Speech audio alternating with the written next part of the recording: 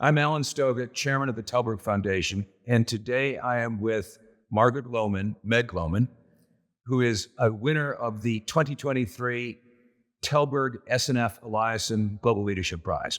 Welcome, Meg. Thank you so much. I want to read the citation that the jury agreed on your award. Meg Lowman, founder of Mission Green, global pioneer in forest canopy ecology, arbornaut, author, educator, for her tireless and innovative scientific and advocacy work to protect the planet's forests. So we're going to talk about trees today. Goodies. Why do you care? Oh, wow. We have 2 hours or 2 minutes? We have as long as you want. That's fantastic. It's funny, but I think I wanted to be a tree person from age 3. I was one of those little kids that climbed trees, but I grew up in a small town where we didn't have a movie theater or much to do. And so, small town in the U.S. Yes, in New England, in upstate New York. And trees were my friends. I was super shy, and I loved going out into nature where nature didn't talk back or bully you. And I convinced a couple of my girlfriends to build little rudimentary tree forts. So there we were, looking at little bird nests. How ungirlish of you. Exactly, very tomboyish, but it stuck with me. And of course, people said girls couldn't be scientists. And so I kept thinking maybe I could be a park ranger. Maybe I could just, do some very small job in a state park somewhere when I grew up. But I kept studying trees. And lo and behold, when I got to college, I realized that people only looked at the bottom 5% of a tree. They never saw the whole tree. And so I ultimately made this crazy slingshot out of a piece of metal and sewed a harness with seatbelt webbing and borrowed a rope and became one of the world's first arbornauts. How crazy is that? And have spent since then a lot of your life not at the bottom of the trees, but at the top of the trees. Right, which I call full tree science because I can get to the bottom of the tree pretty easily. But the funny thing is foresters for over 100 years really did look at the forest from the bottom, and nobody saw all the cool stuff at the top.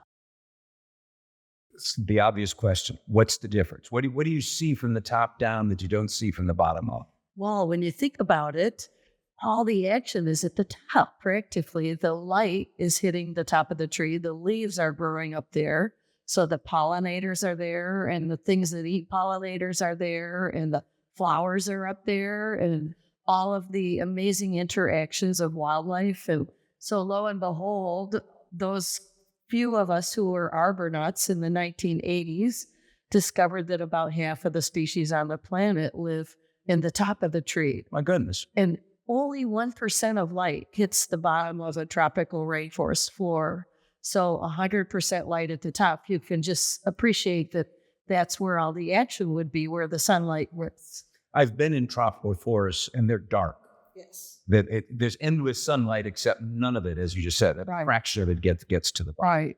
And here's the cookier thing. We had scuba invented in the 1940s and coined the word aquanaut. And we went to the moon in the 1960s.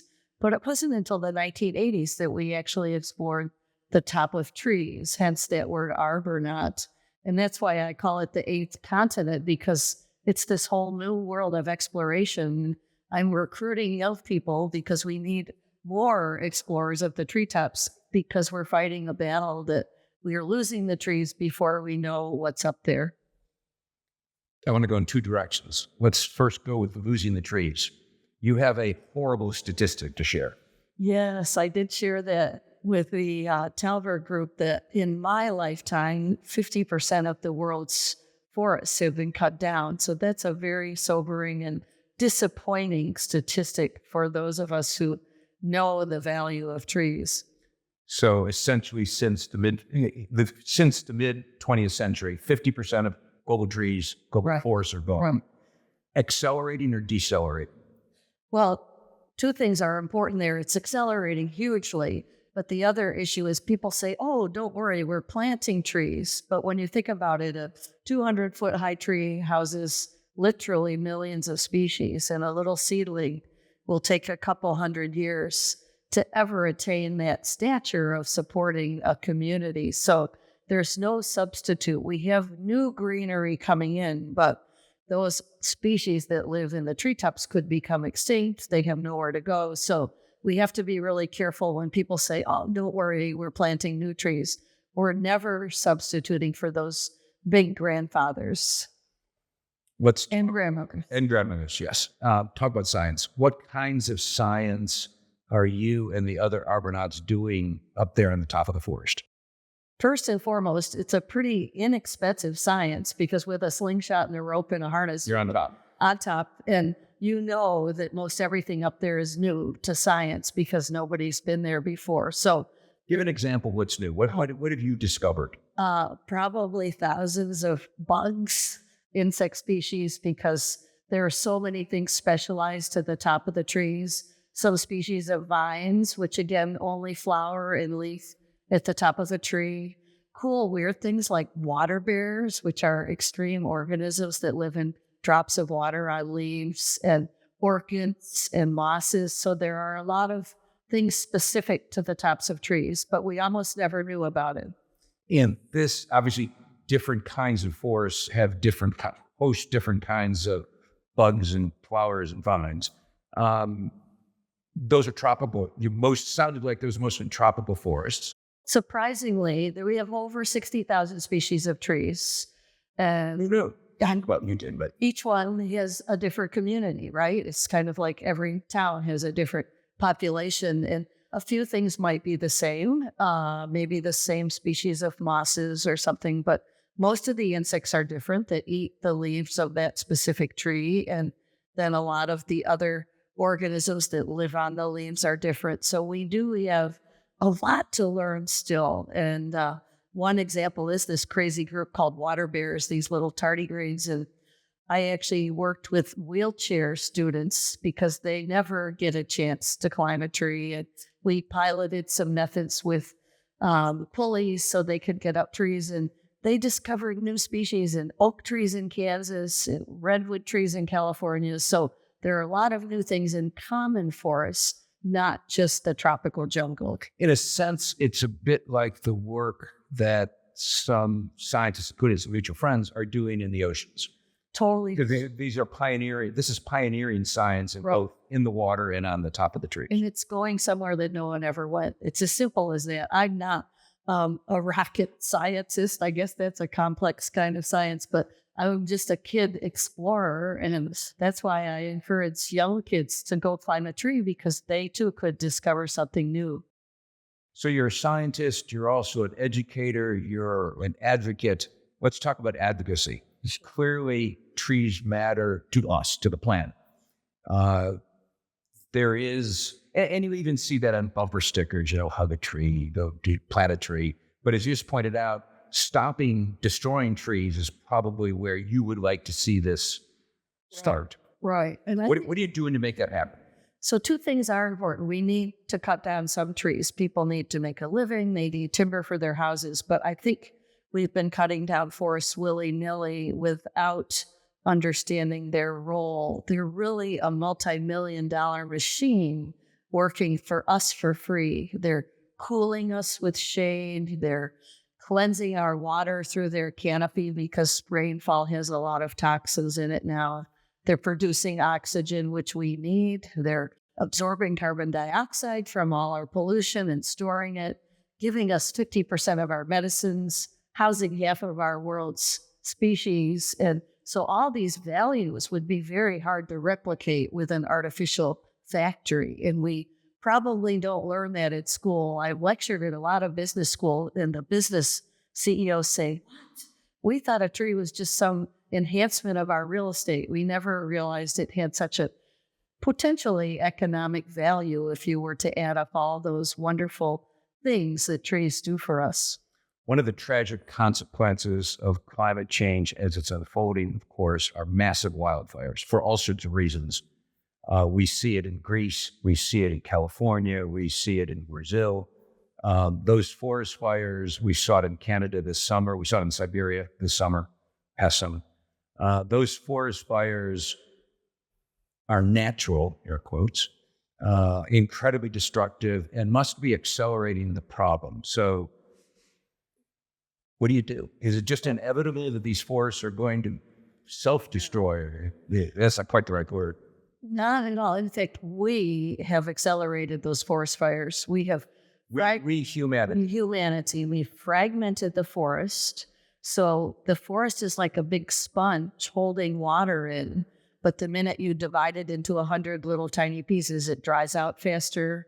It has more edge effect. So of course it burns more easily. We've contributed to warming and drying of the planet with our carbon dioxide and our different human activities, which in turn, warmer, drier conditions lead to more fire-prone actions. So we really have to turn that around. It's a very devastating thing. And lo and behold, we plant real estate near forests because it's quite lovely to do. And so we've put a lot of people in threat in places like California, where I used to live.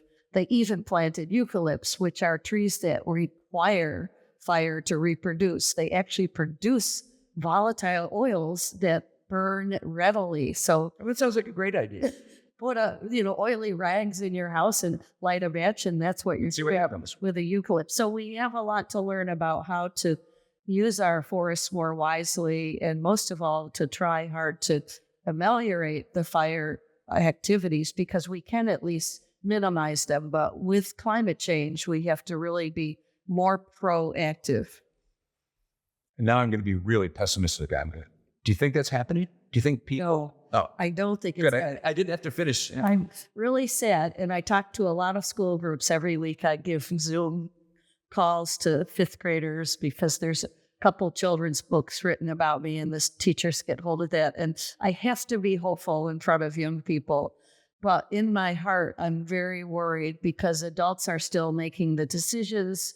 The kids aren't quite old enough to vote. And so we need more action. The funny thing is, we could just leave trees alone and they would help us fight climate change. The shade, the holding of the moisture, the actual climate amelioration is fantastic with big trees, not plantations and not just little sticks that we plant, but keeping the larger trees and the whole forests remaining in the world, and then maybe using the plantations for our management of resources would be fabulous. When you talk to governmental leaders in the United States and elsewhere, do they get it? Not really.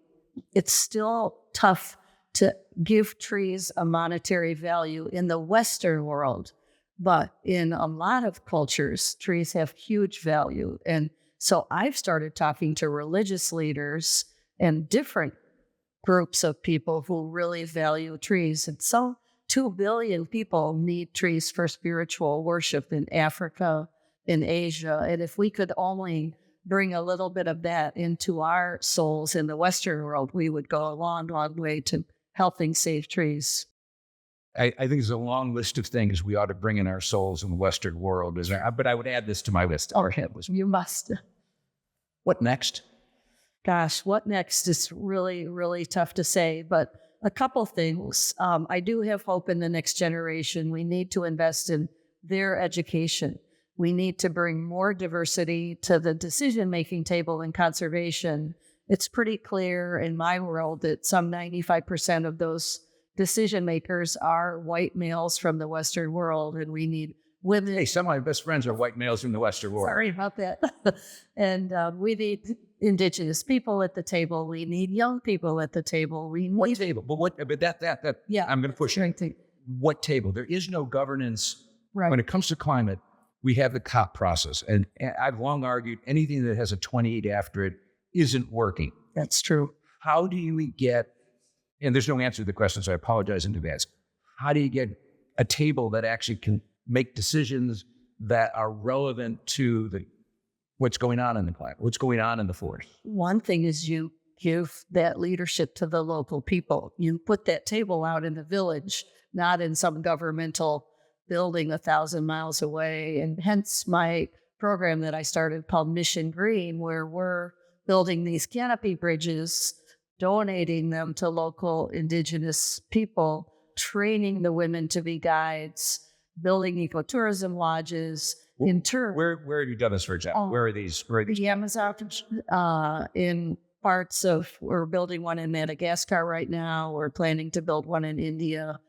We did have one built in the redwood forest. Presumably that's not a nation that has a monetary need, but the good news is they've served as models to show how much local income can come through with these constructions and how local people could be employed. But we're pretty excited about building 10 of these walkways in the 10 most endangered forests of the world. And right now we're fundraising for Madagascar. We have one in Rwanda, we have one in Peru, and we have a couple in Brazil, and moving ahead with this notion, again, of that decision-making table being more at the local level, not someplace that's thousands of miles away. And these canopy bridges have both an economic function because it drives tourism, I assume. Correct. But also an education function because it gets, as you spent your life doing, people off the ground and up into the top of the forest. And if we can encourage tourism to visit the forests instead of always visiting Disney World or some game park, it would be a fantastic thing. And the third layer of success there is we can also fund students to be the explorers by giving them access to the canopy so they don't have to do crazy things like I did and make their own slingshots. They can become. But had you not made that slingshot, you're not you. Well, that's so that's. I just don't expect all the other young students to be that crazy. So hopefully we can also inspire the next generation of scientists with these walkways too. You've used the word funding a couple times. How do you get people with money, or governments with money, or foundations with money to recognize that this is work that's just not nice to have, but is essential to everything we've been talking about? It's a really tough sell to help encourage people to fund a forest in Madagascar or a forest. Oh, I suspect it at least gets their attention, but then they say you're out of your mind. Exactly. And they say, why can't I fund something at home, put my name on it, and get local glory? So that is a very tough sell. It keeps me awake at night. It's my biggest frustration. And a lot of times the success comes from their children first. And I mentioned to some of the Tallberg folks the other day that some of my best donors are fifth graders who give their lunch money every year, and they want to help save forests in Ethiopia or somewhere far away because they've read enough to understand that kids in other countries need oxygen and need their species and the pollinators in their garden. So if the kids can bring that home to mom and dad, that's really great. But I wish that adults had had more training in their youth about the value of trees. That's one limitation, I think, in our education, is that we haven't given people enough planetary understanding.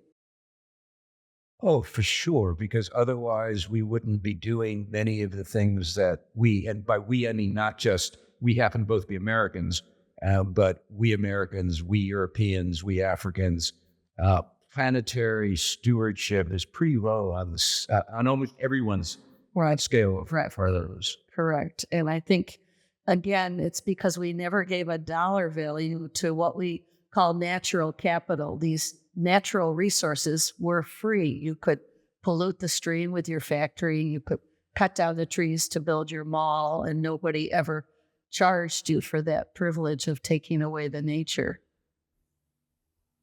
That's not going to change. Isn't it? I mean, why don't we think about the value? Yes, that's a good question. It has to be leadership. It has to be people who are leaders. And so then I say to myself, will it be the CEOs of companies like Seventh Generation in Patagonia and some of the other folks that are developing these B corporations?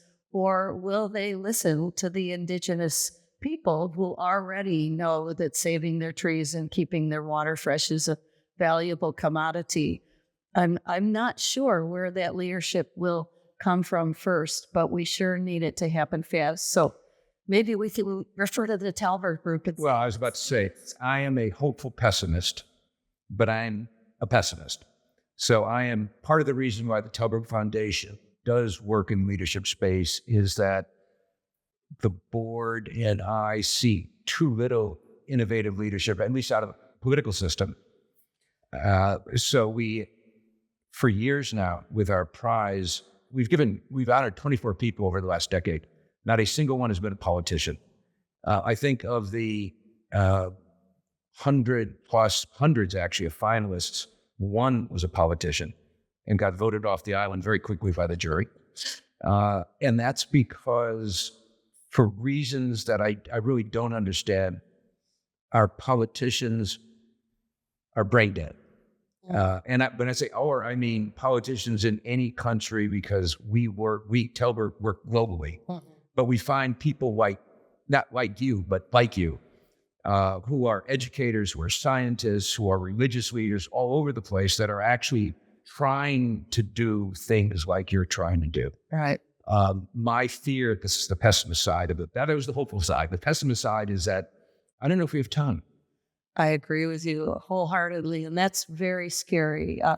I work as a mom first and a scientist second. I really value my children having a life, and that's why I'm so passionate about saving trees and trying to develop action plans for forest conservation. But I do really shake my head and wonder, because somehow that message is not coming through, and the dollar, the superficial monetary system, is preventing it. In the politics, as you say, every politician gets in office and then spends 3 years trying to run again. And so somehow we haven't empowered them to really do good.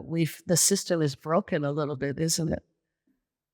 On that hopeful note, I want to finish there. And one last question.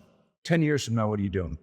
10 years from now, Madagascar's done. We got Madagascar built by then. I'll have the 10 most endangered forests, meaning forests with the highest biodiversity, but have very little left. In Madagascar, for example, there's less than 5% of their primary forest left. Those walkways will be built. The women and families in the nearby villages will be operating them and making a sustainable income. National Geographic will be funding 10 students at each walkway a year. And then I can go into the soil and have the earthworms decompose me. On